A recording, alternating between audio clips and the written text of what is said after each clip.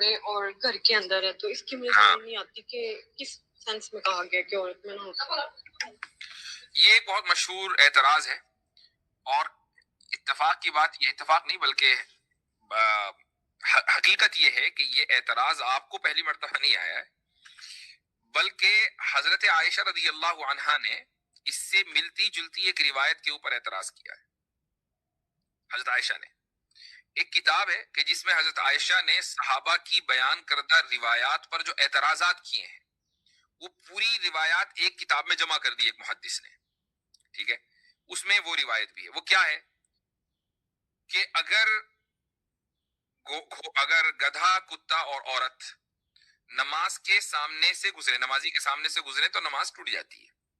ٹھیک ہے، اب حضرت عائشہ کو یہ پتا چلا تو انہوں نے ناراضگی کا اظہار کیا. انہوں نے کہا کہ تم نے ہمیں گدھوں اور کتوں کے برابر کر دیا.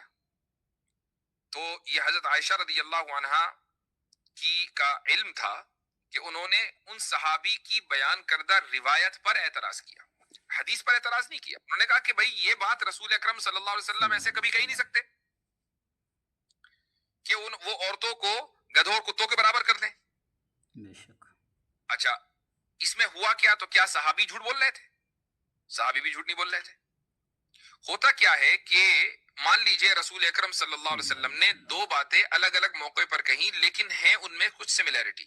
مثلا آپ نے فرمایا کہ بھائی گدھا اور کتا اگر نمازی کے سامنے سے گزریں گے تو نماز ٹوٹ جائے گی، کسی موقع پر یہ کہہ دیا.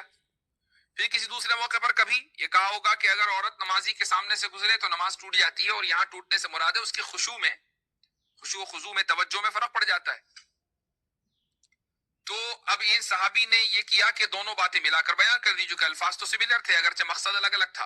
اور ایسا لگا کہ آپ صلی اللہ علیہ وسلم نے گدھوں کتوں کے ساتھ عورتوں کو بیان کیا ہے. تو صحابی نے تو دو الگ الگ باتیں چونکہ الفاظ ایک جیسے تھے ملا کر بیان کر دیے، وہ بھی جھوٹ نہیں بول رہے تھے، لیکن وہ انداز جو ہے اس کے اوپر حضرت عائشہ رضی اللہ عنہا نے اعتراض کیا.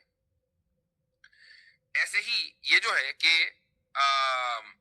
یہ والی جو روایت ہے جو آپ نے پیش کی ہے، تو اس میں بھی یہی بات ہے کہ آپ صلی اللہ علیہ وسلم نے الگ الگ موقع کے اوپر یہ بات کی ہے اور صحابی نے اس کو ملا کر بیان کر دیا، ایک حدیث بن گئی. لیکن یہ روایت غلط نہیں ہے، یہ حدیث غلط نہیں ہے. حدیث کے جو الفاظ ہیں میں اس کو نکال لیتا ہوں ایک مرتبہ. اور الشؤم، ایک منٹ،